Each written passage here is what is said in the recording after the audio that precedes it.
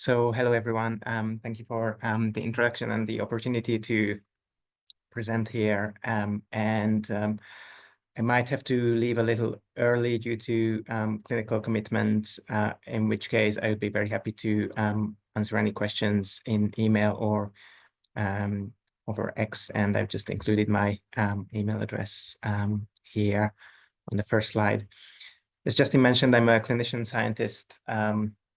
I'm a neonatologist, and my research interest is mostly around the development of the immune response and how that is influenced by various things like breastfeeding or vaccination or different types of drugs that we use in the newborn intensive care unit. And in this lightning talk, I was going to talk a little bit about our focus on regulatory T cells in the neonate. Why this very specific subset of T lymphocytes?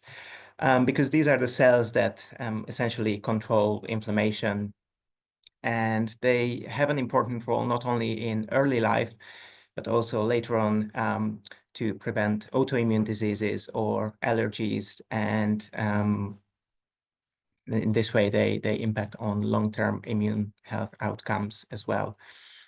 Inflammation is a particular problem in preterm babies because it leads to a number of different complications with the respiratory system, with the bowels, or even the brain. So trying to understand how we can influence the function of these regulatory T cells holds the potential of improving the complication rates of preterm and term babies by reducing inflammation in the early stage of life. So in our earlier work, we found that there is an expansion of regulatory T cells in healthy term babies after birth. And I'm talking about the first 3 weeks of life here.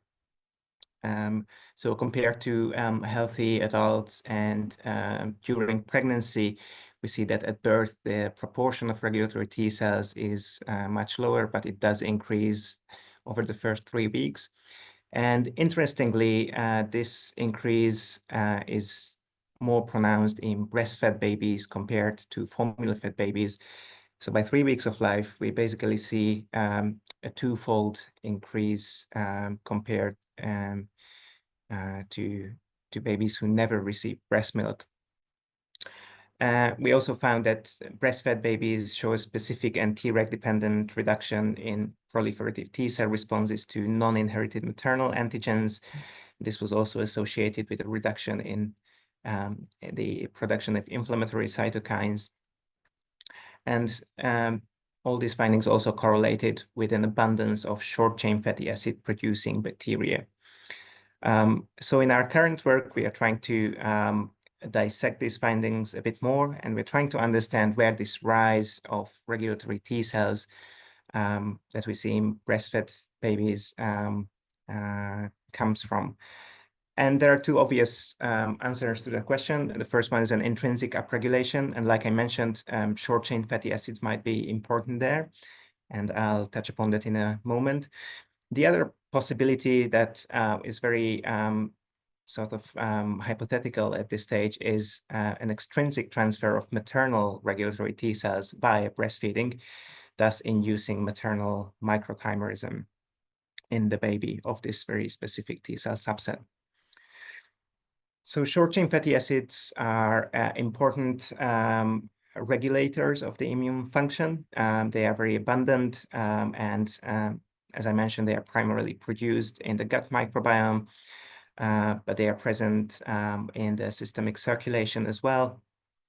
And they exert their immune regulatory functions through a number of different mechanisms, primarily through GPR receptor signaling, and also through epigenetic changes and the inhibition of histone deacetylase activity, which ultimately leads to the downregulation of inflammatory responses. So in our current work, we're trying to understand how regulatory T cells and T cells in general, isolated from term and preterm babies respond to the presence of short-chain fatty acids. And this is just an example of a dose-dependent response in the reduction of T cell proliferation upon the addition to acetate to the cell cultures of cord blood cells from term babies. So these are T cell proliferation assays where we basically add the fluorescent dye to T cells in culture. And as the cells divide, this dye is diluted in each division. So the peaks you can see are essentially the number of cell divisions here. So the more we go to the left on the graph, the more T cell proliferation we see. And as we increase the acetate concentration, we see a reduction in T cell proliferation. And we can also see that acetate itself does not induce T cell proliferation. So this is quite a promising finding, and we do see some nuanced details between babies and adults in that response, and this is something we're currently working on in the lab. As I mentioned, the other possibility. Sorry, Diego, we're gonna have to wrap it, buddy. Okay.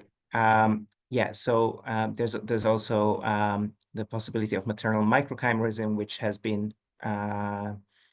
demonstrated in animal models.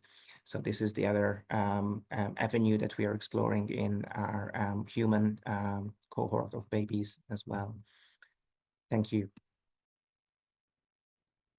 Thanks, Gigo.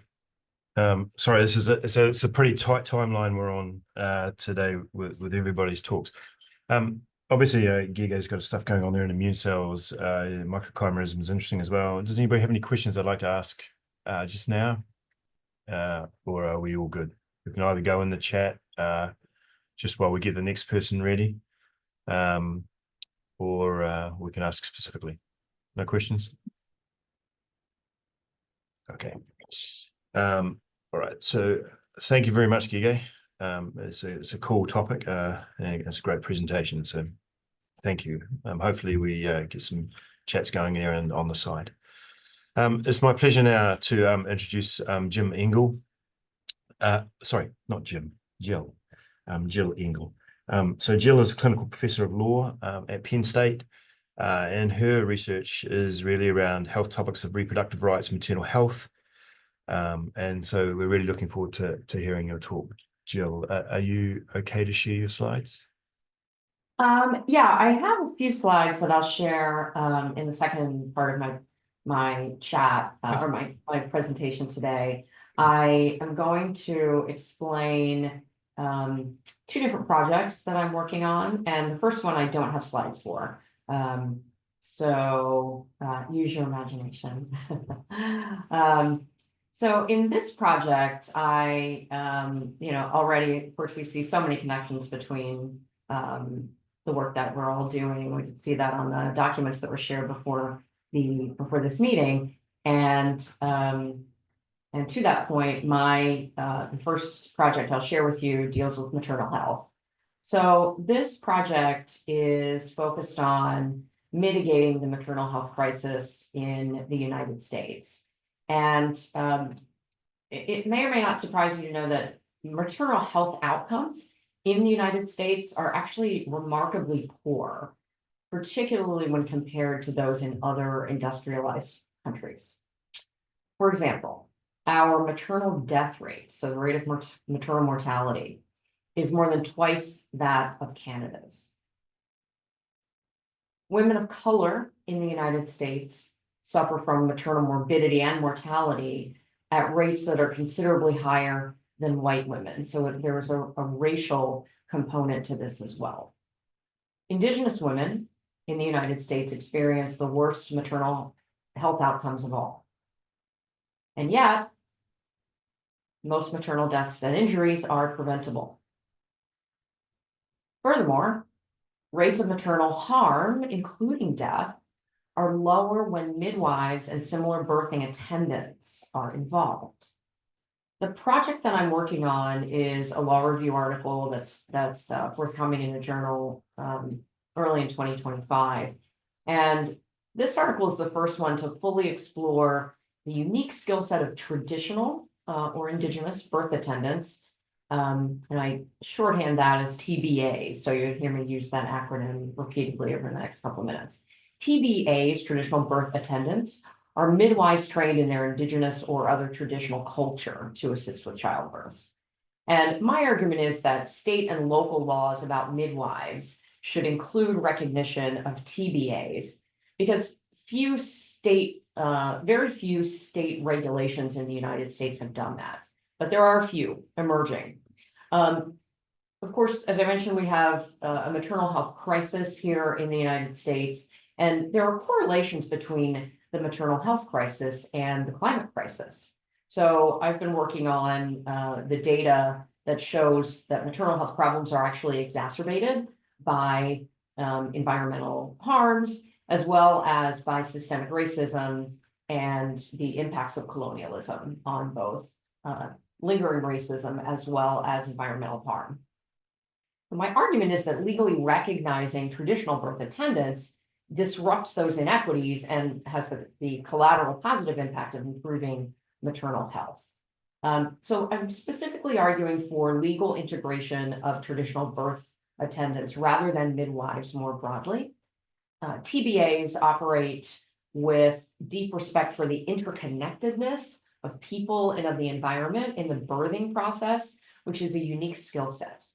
And the environmental justice movement and reproductive justice movements offer us some critical insights in that regard, as well as the emerging here in the US movement for birthing justice. So these legal movements demonstrate the ways that principles of interconnectedness, as I mentioned a moment ago, can be leveraged for positive legal change in a tangible way. The invitation in my work is directed at legal advocates to build on the foundations that are reflected in some existing laws to cultivate reparative strategies for maternal health. Specifically, I argue that state and local governments can mitigate the maternal health crisis that's disproportionately experienced by women of color in the United States by integrating traditional birthing attendants into midwifery laws. And there are midwifery or midwives centric laws in most states here and territories here in the US. So that's the sort of nutshell version of that particular project. The other piece, and I'll just share briefly with you the outline of that project in the minute or so I have left. And so I have a slide that summarizes this project. This one is focused on our Supreme Court's decision overturning the right to abortion in the United States that happened in 2022. And I make linkages in this project about the problematic impacts on women, particularly low-income women of color, as a result of having their reproductive autonomy restricted as a result of this Supreme Court decision. We have data that is showing the detrimental effects disproportionately experienced by women of color, and I go through sort of a recounting of some of those, and it also connects to negative maternal mortality and maternal health outcomes, as well as an exacerbation of existing impoverishment, which is, again, disproportionately experienced by women and children of color. So the strategies I argue for in that project are broken into 3 buckets. Those are access strategies to increase access to abortion. We do have some promising work happening in this country, believe it or not, in that regard. Even after the most recent election last week, 7 states actually passed election voting box-based referendums to ensure increased rights to reproductive health for the citizens of their states. So that's just one example of the tangible legal advocacy that I'm arguing for in my work. And I'll stop there. Perfect. Thank you very much, Jill. It's really interesting. There's a lot of issues around maternal health outcomes here as well. And the disparities you talk about are also seen here in populations here. It's something a lot of people here are working on as well. So it's really very, very important. Does anybody have any questions they would like to ask Jill now, or anything? Just we can pop it in the chat, or of course we can contact people after. Okay. All right. Well, thank you very much, Jill. It was a great talk and really interesting, and thank you for keeping to time. So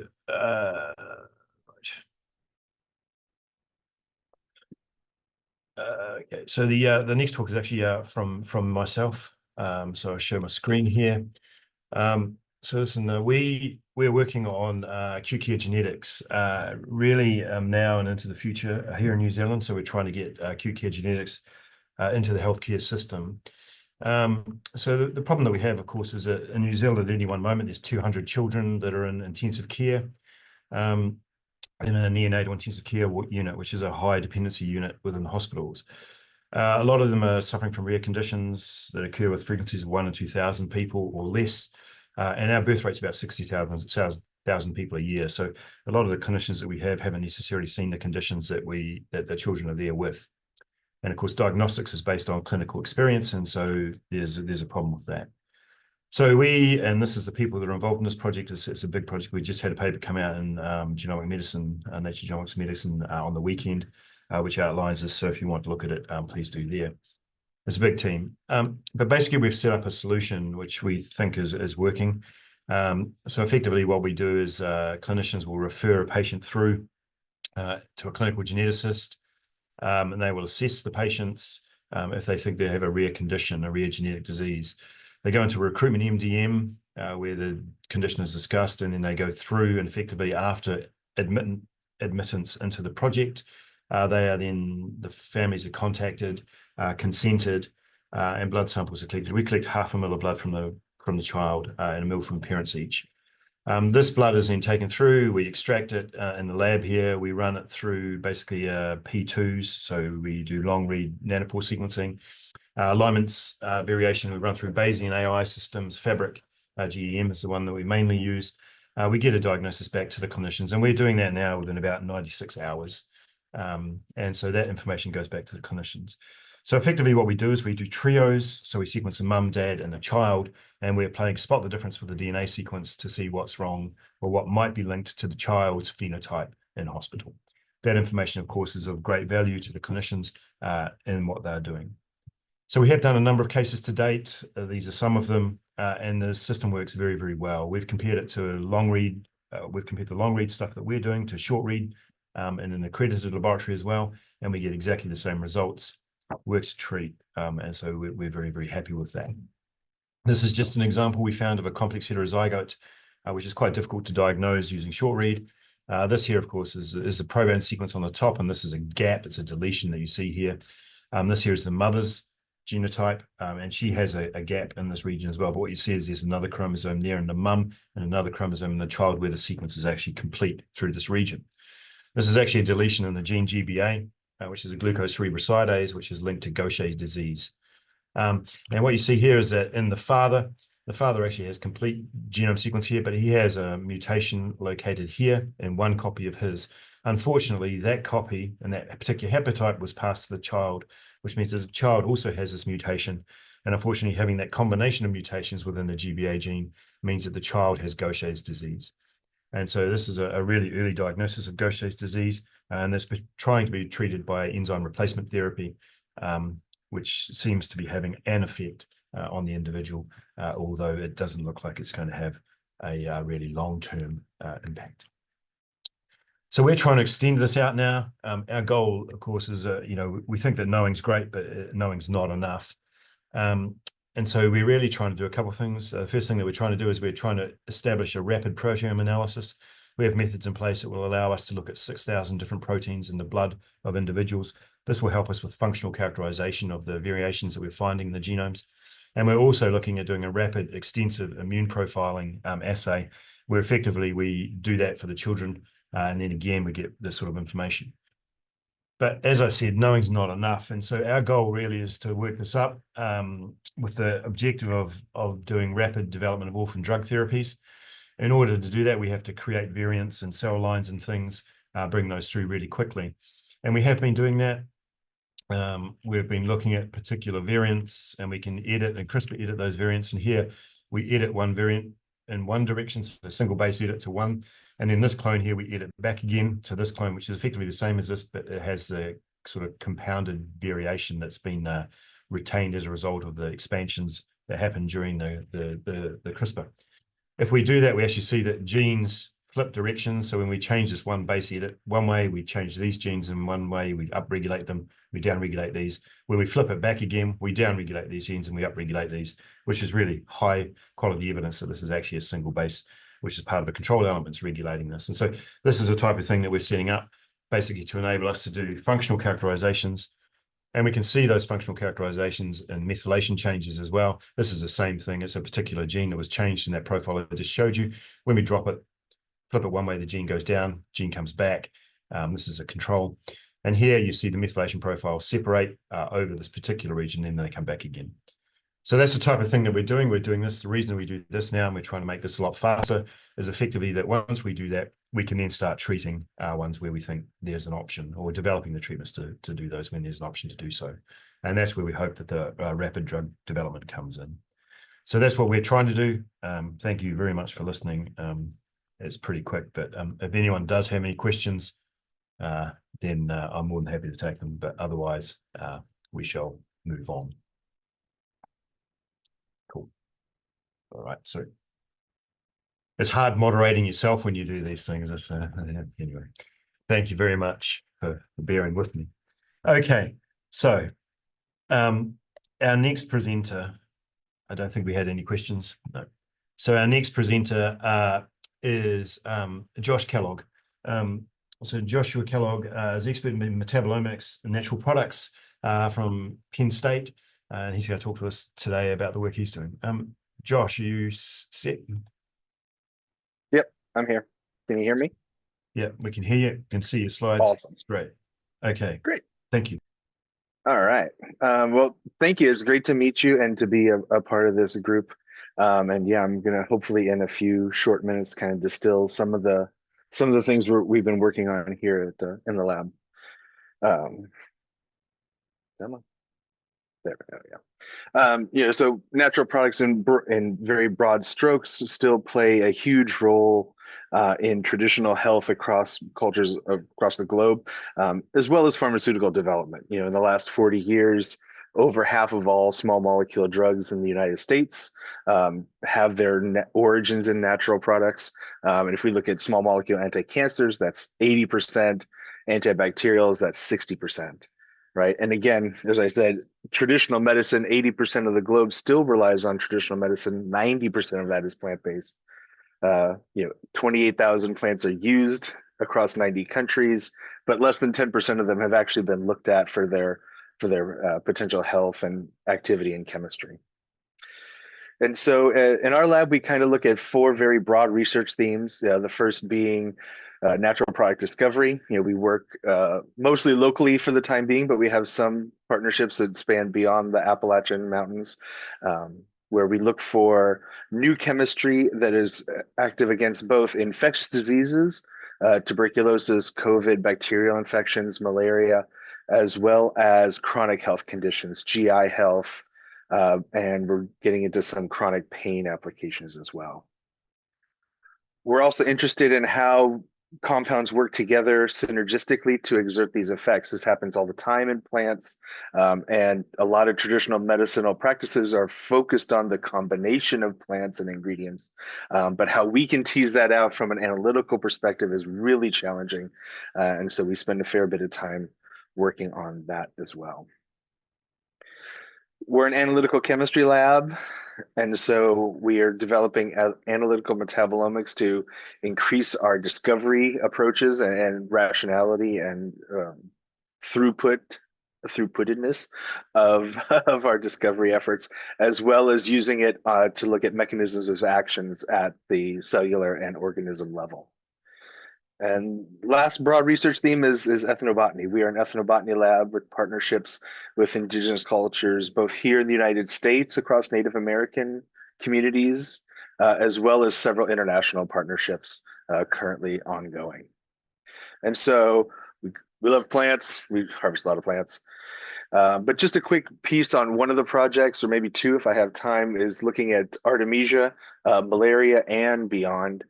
Right, Artemisia is the source of the well-known artemisinin, the famous anti-malarial, but we're tackling it right now through a lens of tuberculosis, finding that artemisinin is not the most effective to treat tuberculosis. However, if we look at the crude extract of the plant, it is orders of magnitude more effective, and is being used clinically in some regions of Africa to treat tuberculosis currently. So that prompts the question, what's in the leaf that's not artemisinin that could be exerting some of these effects? The first compound that we came across and discovered was this kind of flavone derivative, which proved to be active against both aerobically growing tuberculosis as well as hypoxic tuberculosis, which is important because they can kind of go into that quiescent state when they're threatened, and that promotes their survivability. We're also looking at this across other infectious diseases. COVID, we have a project looking at it again, where artemisinin is not necessarily super effective, but the plant extract is, and it's our job to tease out what is going on within the plant. And then actually malaria, there are more compounds than just artemisinin, and it's interesting to see how these other chemical classes are working to help combat malaria. And we're also expanding beyond Artemisia for both tuberculosis and the malaria project currently. One of our ethnobotany projects that we've been engaged in that's actually funded through a seed grant here at Penn State is with the United Tribes Technical College in North Dakota. And so they have this was participatory driven, where the community had questions about gastrointestinal and inflammatory diseases. Their populations are particularly at risk for these conditions. They believe that their traditional plants can help, but due to mono agricultural practices, mining, and other extractive industries, these plants are being grown in the presence of a variety of potential toxins, pesticides, heavy metal contamination, things like that. And so their question that we sought to tackle was identifying potentially important plants to screen that could improve GI health, and then looking at them in the laboratory for how they can improve health, but also could chronic consumption of these plants lead to potential toxicity because of where they're grown and harvested. So this is we just finished the first year of this project. We've collected 8 plants, as you see, and the studies are ongoing, which has been very exciting. Yeah, and so as I said, we have collaborations around the globe, but that's kind of a very quick flavor of some of the projects that we've been engaged in on the natural product side here at Penn State. Thanks. Thanks, Joshua. It's a really interesting area, actually. We have a number of people here that work on ethnobotany, particularly around some of the plants in the pepperin sort of family, Interesting. which is really interesting. And they're using that as a way of looking at it's actually metabolic syndrome, I think they're linking into. So there's some real synergies that might be there. Also between the groups that you have, they work with an indigenous group here called Wakatu, which is one of the was a company from one of the iwi in the top of the South Island, sorry. So it might be something there to explore as well. So thank you. Does anybody have any questions or anything for Joshua? Yeah, I think we're going to have time at the end. So if people do have questions and they just want to mull them over, please do mull them over, because it'd be good to have a little discussion towards the end about the things that people have been presenting. That would be great. Okay. So thank you very much again, Joshua. It's really interesting. There's a few things here I'll chat to you about. It's my pleasure now to introduce Tristan Durand. Tristan, are you all good? Yeah, I'm all ready. Nice one. So Tristan again works on metabolic pathway elucidation and genome widening here at the University of Auckland. So I won't take any of your time, Tristan. I'll Wonderful. hand over to you. So Well, I'm actually really glad that I'm going right after Joshua, because he's already kind of introduced the the beautiful diversity of chemical compounds that nature can make, and that is also kind of the same thing that inspires us. We're not so much a natural products lab that goes and tries to discover new natural products, but we're interested in how, well, sometimes I guess we are, but we're really interested in how nature does it, how nature makes these molecules in the first place. And one reason for that is, well, if we can figure out how they're made, maybe we can make them more efficiently. So Joshua talked about artemisinin, which was actually famously, the pathway was figured out by my PhD advisor. And now about, I think 1/3 of all artemisinin in the world actually doesn't get made in the plant, but it gets made in a yeast that's been engineered to use the same pathways, and it makes the drug more affordable and more reliable to acquire throughout the year. So that's one reason to study this kind of stuff, figure out how natural products are made, so that in the end we can make the same natural products in a more sustainable way. For a plant, maybe, I mean, it can be helpful, but it's especially helpful if it's something like a sponge or a coral that needs to come from the bottom of the ocean. If you need to harvest this coral over and over again to be able to make the medicine, of course, you're going to destroy the ecosystem while trying to cure disease. So if any of you are working on natural products that you think would be interesting to figure out how they're made, I'd be very interested in talking about that. The other side of this coin is when you're investigating biosynthetic pathways, you often just discover really interesting new chemistry. And that's what I'm trying to talk about here, enzyme discovery. So our lab only started here in 2022, but here are some examples throughout my PhD and my postdoc, some of the enzymes that we've discovered over time. And these enzymes are just kind of interesting in their own sake. They do chemical reactions that are difficult to do in organic chemistry labs, and maybe we can do those same reactions in a more sustainable way, or maybe we can access molecular diversity that we wouldn't have been able to access without these enzymes.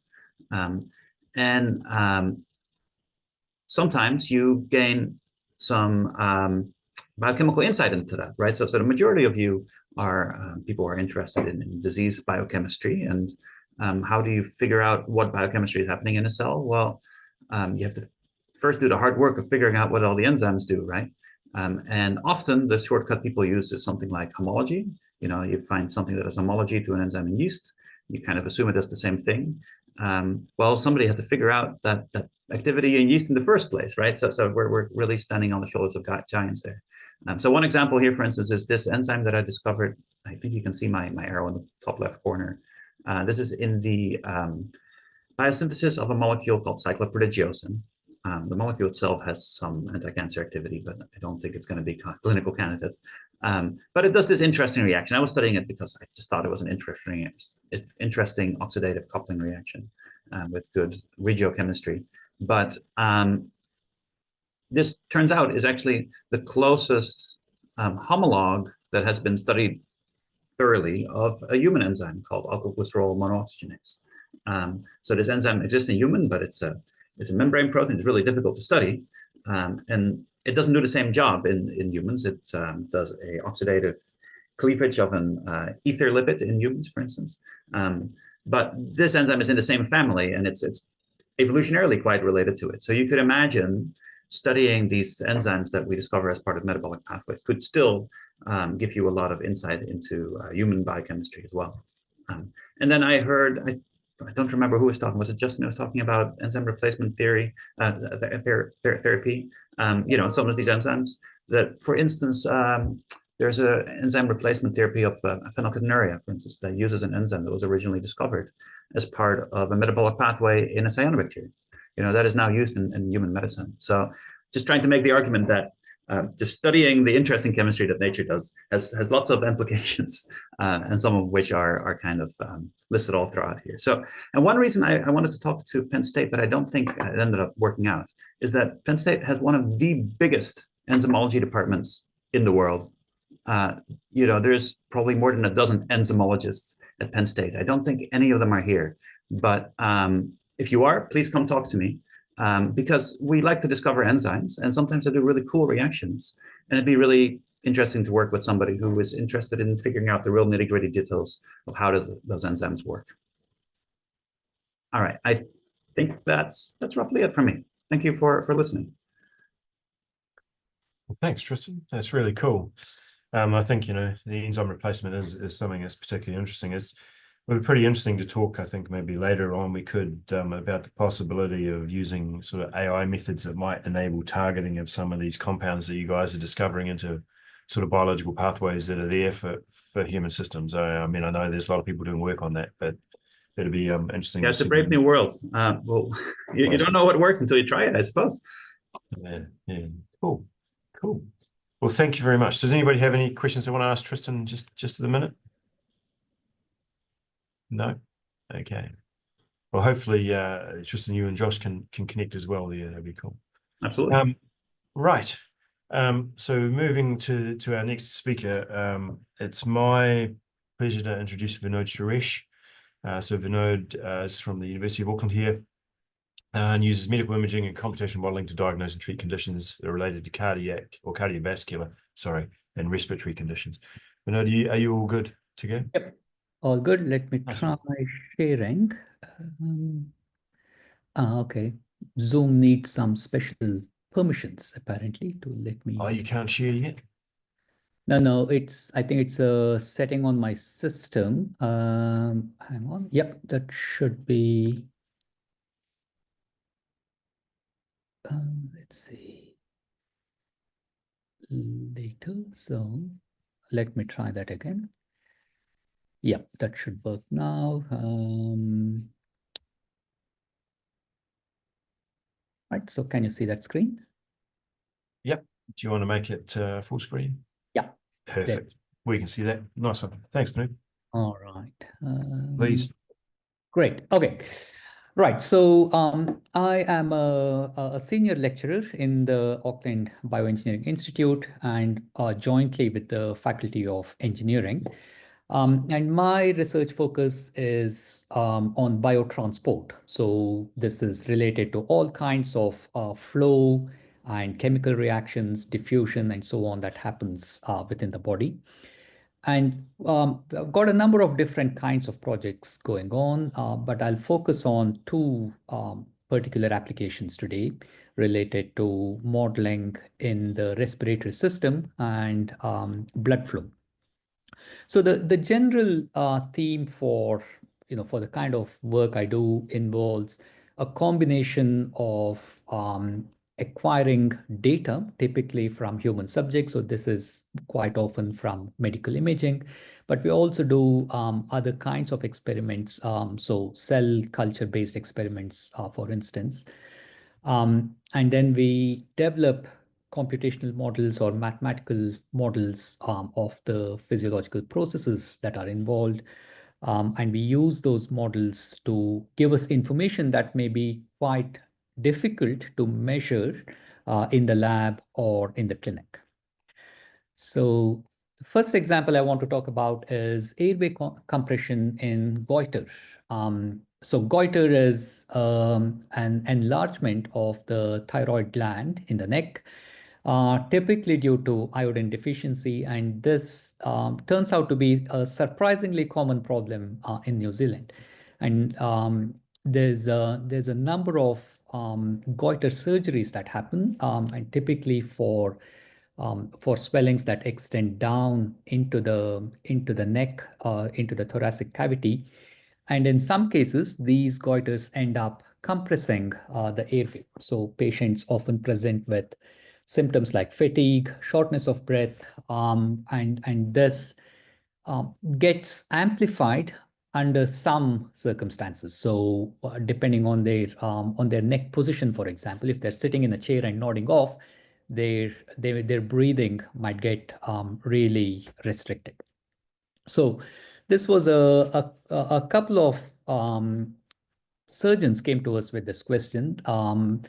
related to how the neck position affects the compression of the airways in patients with goiter. And this is important because clinical imaging for goiter, CT imaging, typically takes place with the neck in a flexed position, like here. And so that can impact the level of compression and the airflow. So our approach to this was to start off with the patient scans. So we use image processing software to extract the geometry of the airway or the trachea from these scans.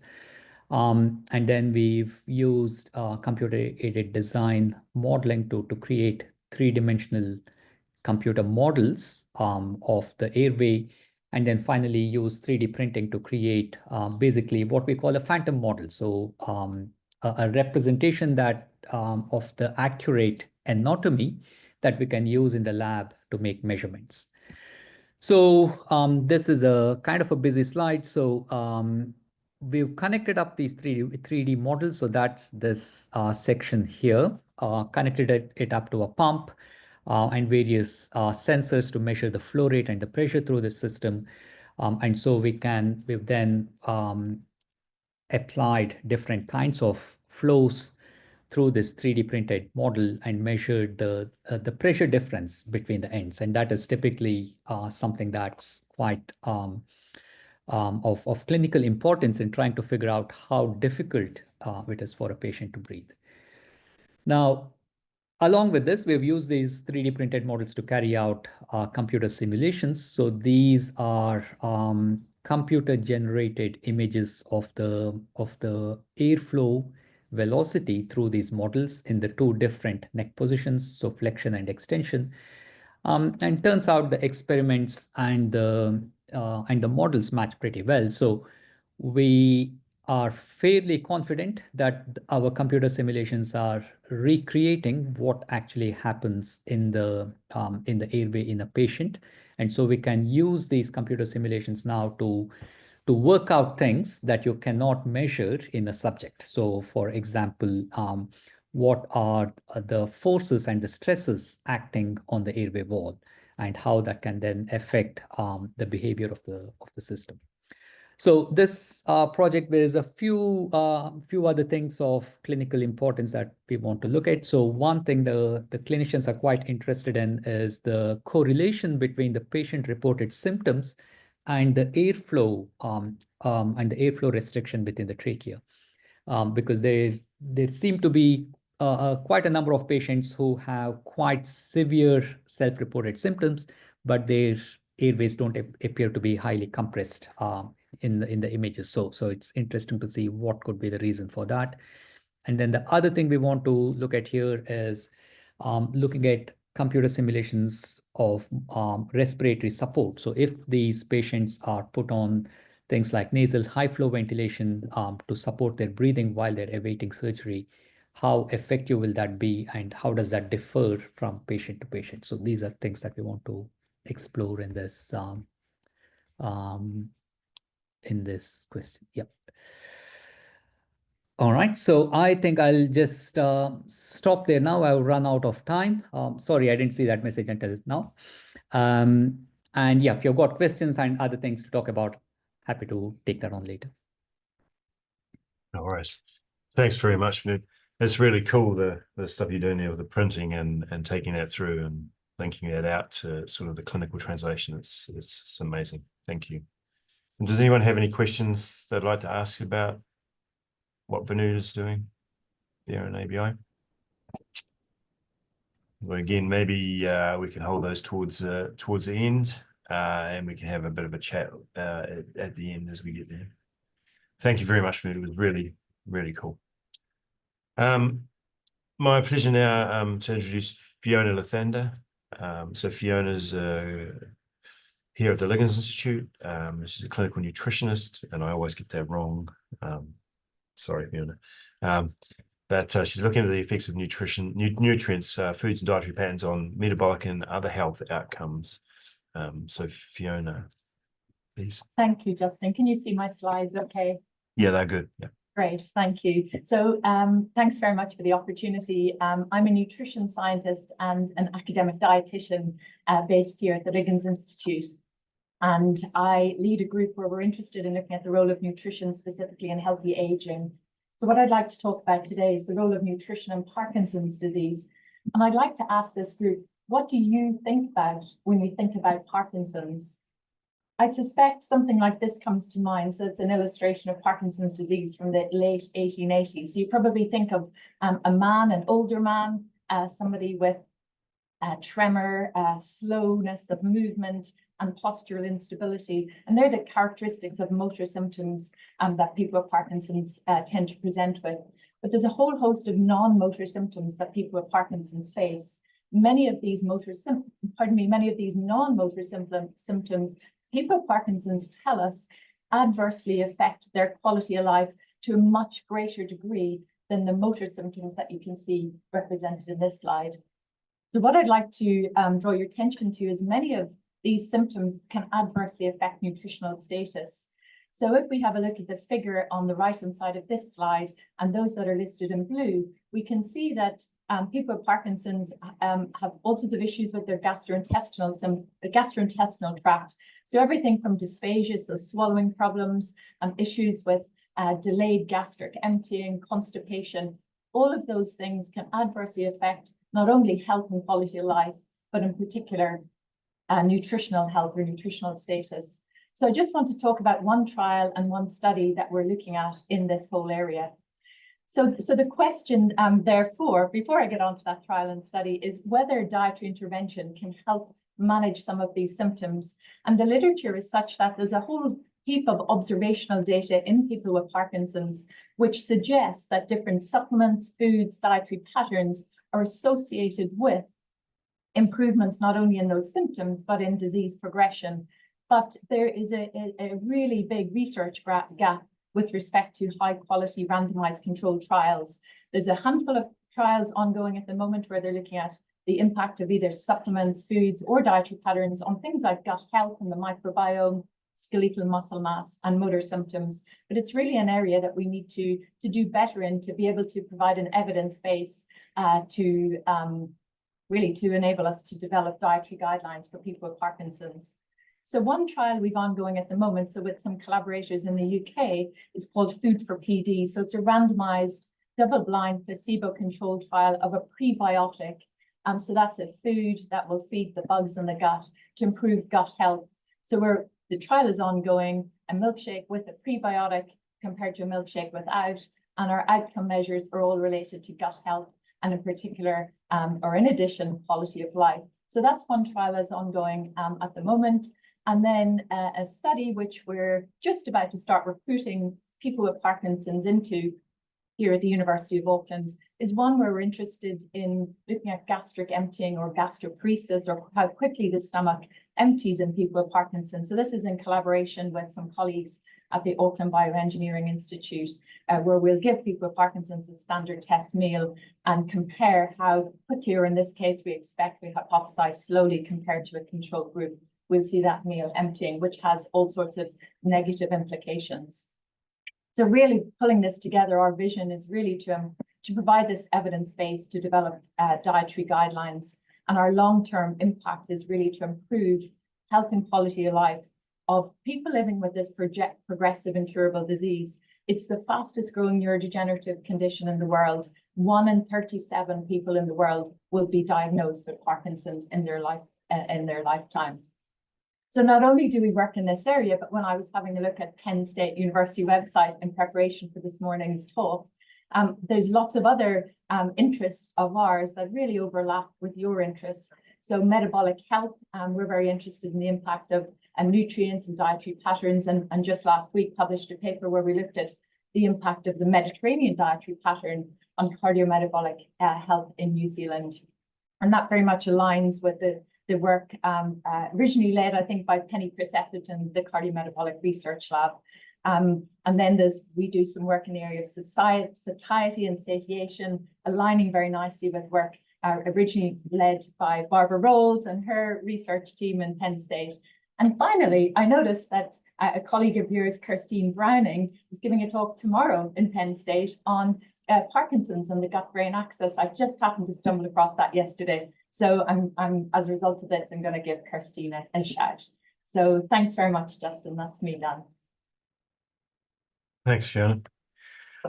Excuse me. Yeah, I mean, it's really interesting. This is the idea of using food as a medicine. I guess it's a simple, the way a simple person like me thinks about it.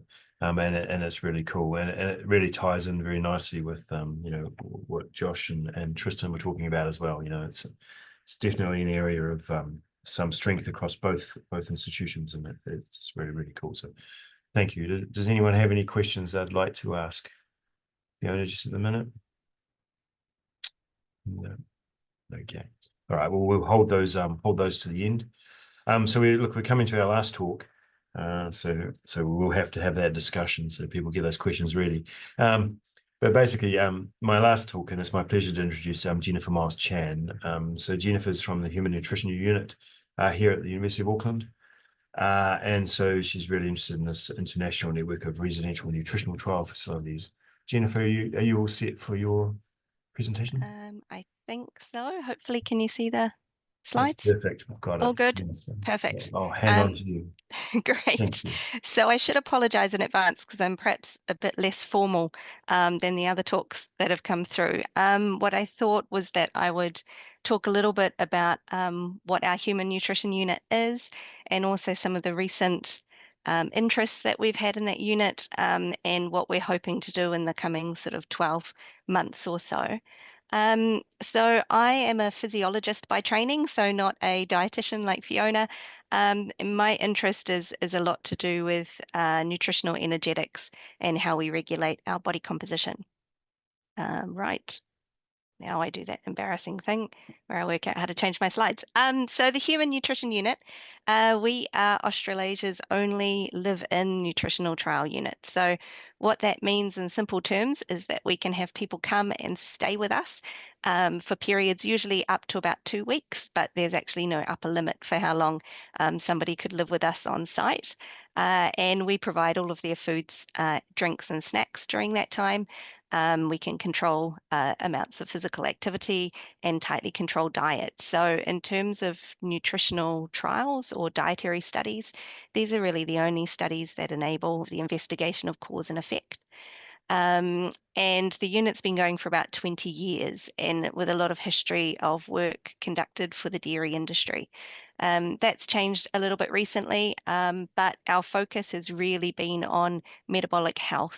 So looking in terms of predisposition or indeed resilience to overweight and obesity, methods to control or better regulate glucose, fasting plasma glucose, or glucose signaling, and body composition regulation as well. But we've done a few other different trials outside of that. So our trials can consist, like I said, of residential stays, so where people are coming and living with us. We also conduct quite a few acute studies, so where people might come in, receive a certain meal or a beverage or a food ingredient or a particular bioactive or nutraceutical, and we measure them in, say, the 3 to 4 hours post-prandial. Or we can do community intervention studies as well, and we've been undertaking quite a few of those recently. So these residential units are relatively rare internationally. I know that you have a clinical trial facility there at Penn State, so I'm keen to see what facilities there are in terms of dietary control within that unit, and if we could either align.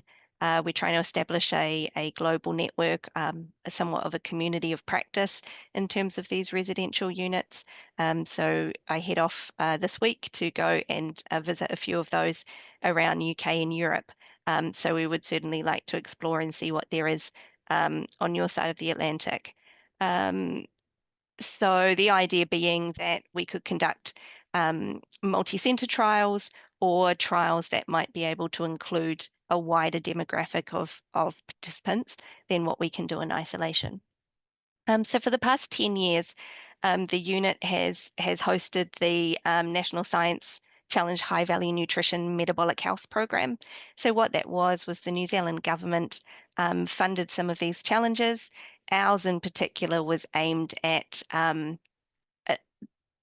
developing foods and beverages that would have some sort of health benefit, and in doing so, adding value to those foods and beverages to grow our export industry. So it was slightly different to what most of us are involved in, because it wasn't just health outcomes, it was also economic values as well.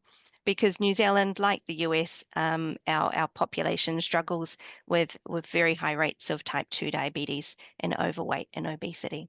And so the idea was the early prevention of those through foods and beverages that might have an added benefit in terms of our glucose control. So that program enabled us to establish this really large network of individuals.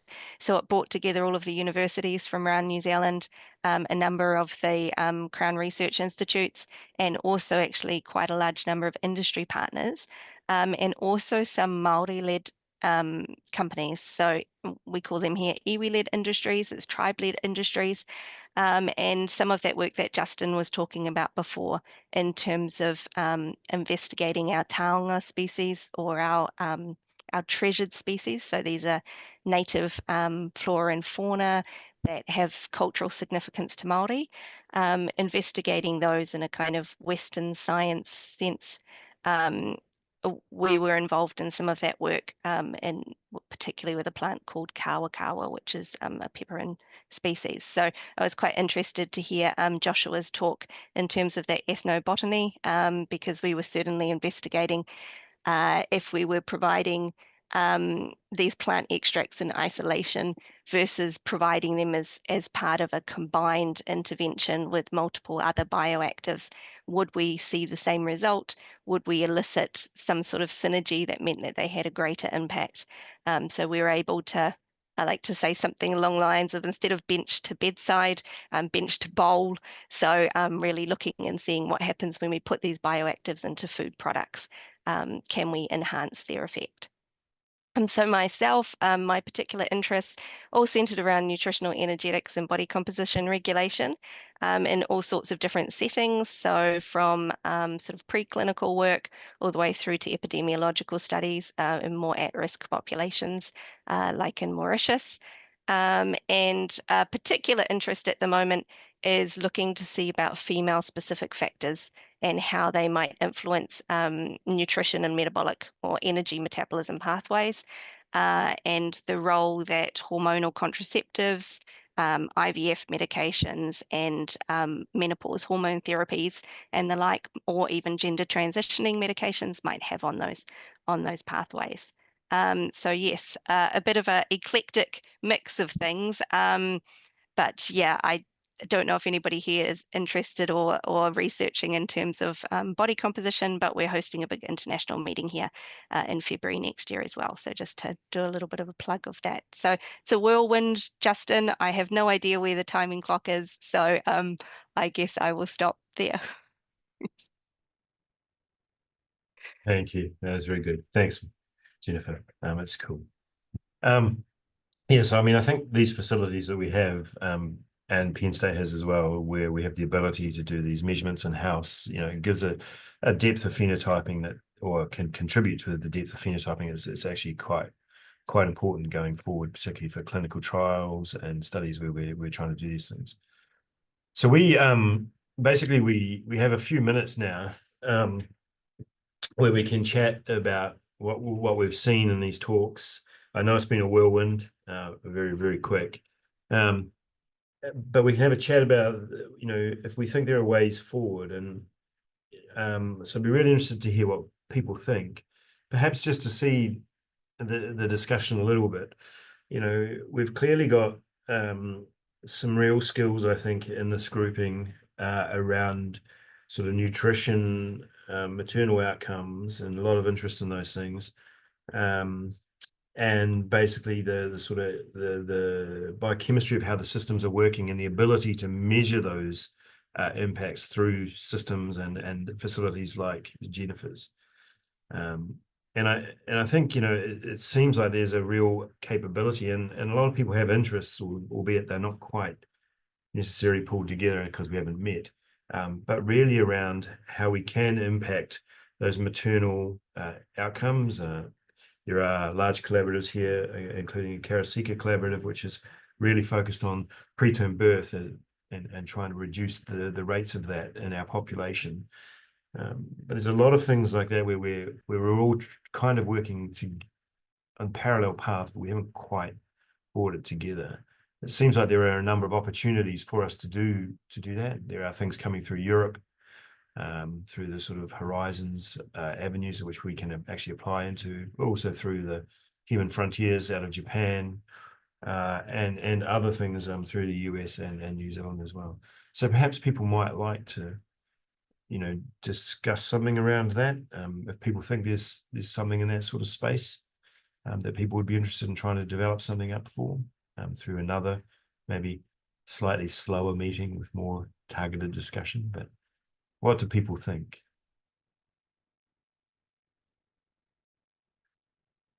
I can ask. Well, maybe well, Jill. I mean, you're in PSAC, and you've got this going on with the maternal, and I know yours is largely from the legal perspective, and that's a very, very important part to have into these types of studies. And what sort of thoughts do you have about that?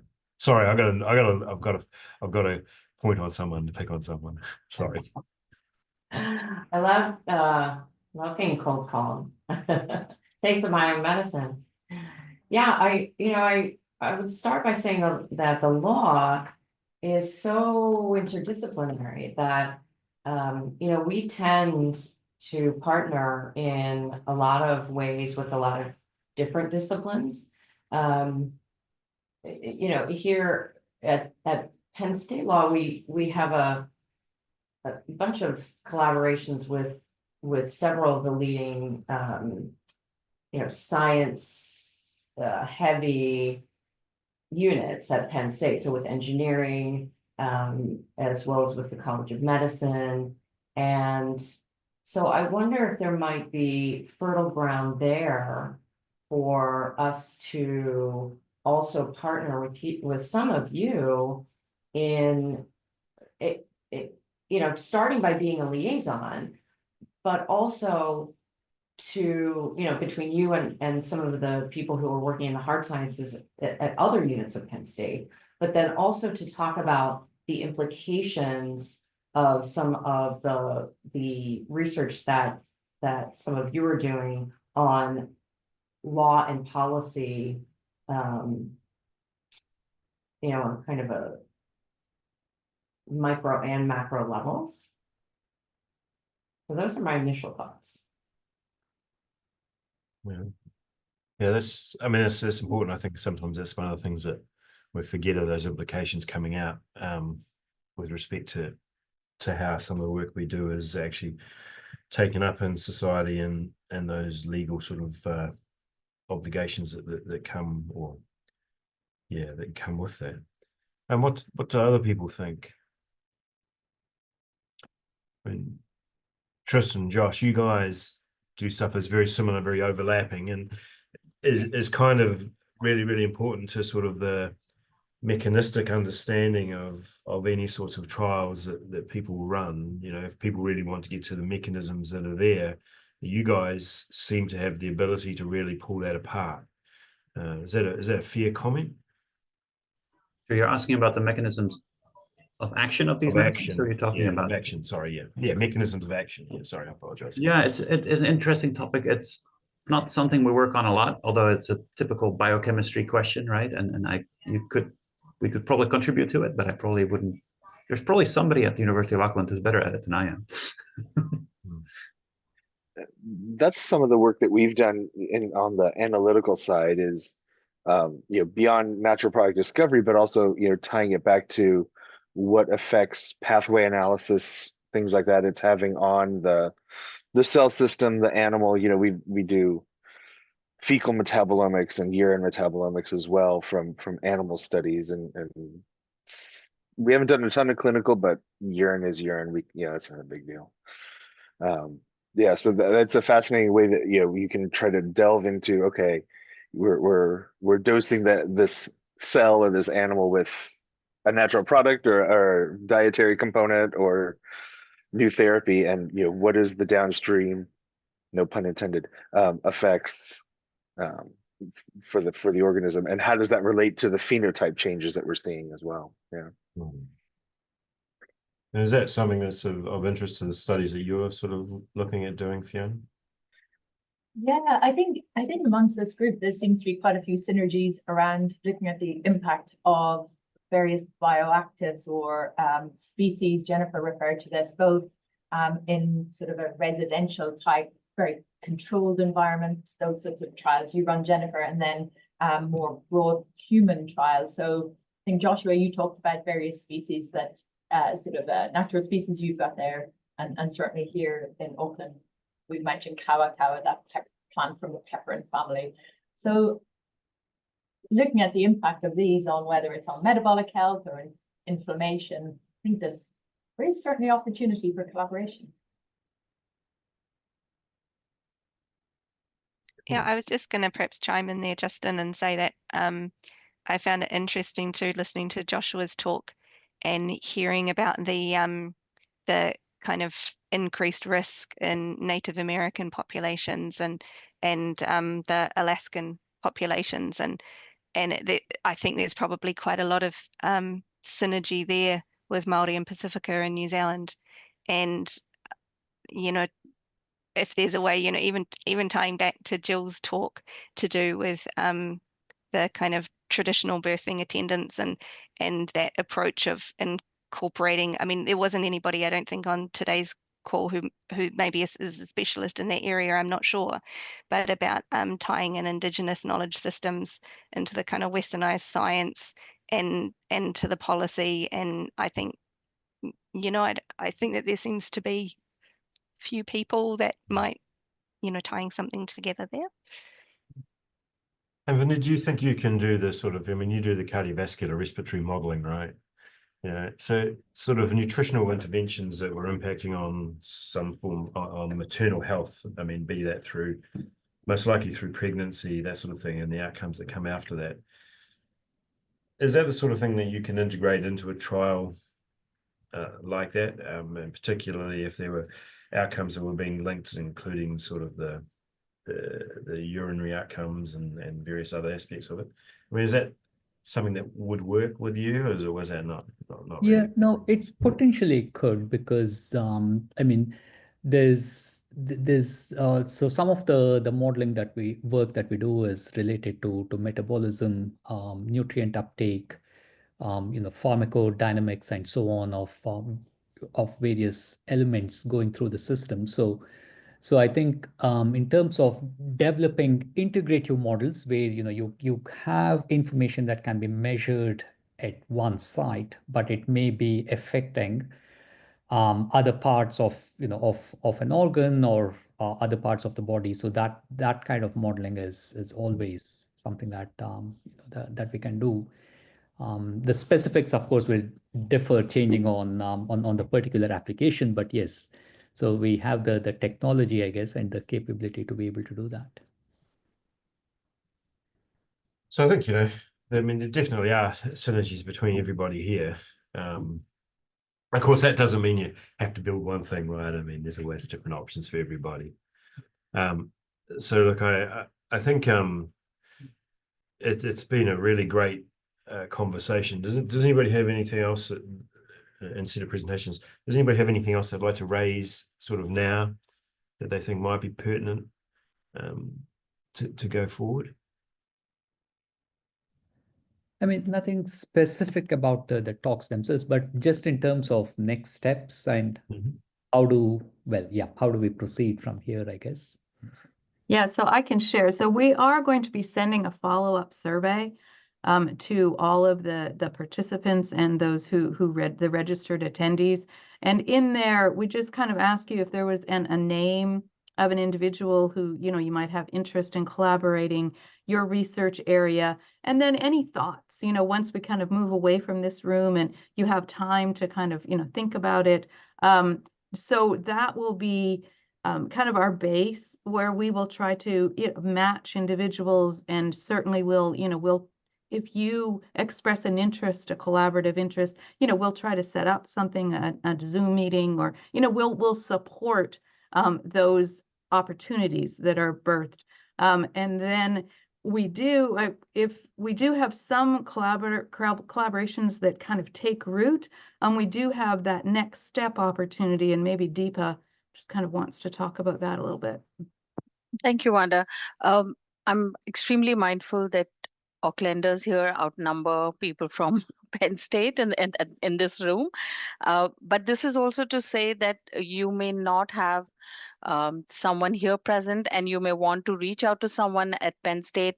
You know who to reach out to first. If you don't know, you know, you don't have a name, me and Wanda, and there's Alexandra in the other room right now, we support you to reach out to people, maybe facilitate meetings and discussions. We are certainly in talks for an in-person workshop where we could support some of you travel to Penn State. In the morning, we've heard there are funds at international office, there are funds at the research office, which will support this engagement. So yes, in terms of the next steps, what we are looking at is trying to initiate that conversation with people here or beyond in in the rest of Penn State that you can find. And also in the next, hopefully 24 hours, you are going to receive a copy of the recording of all of the presentations. And we also will have a list of all of the presenters with their email.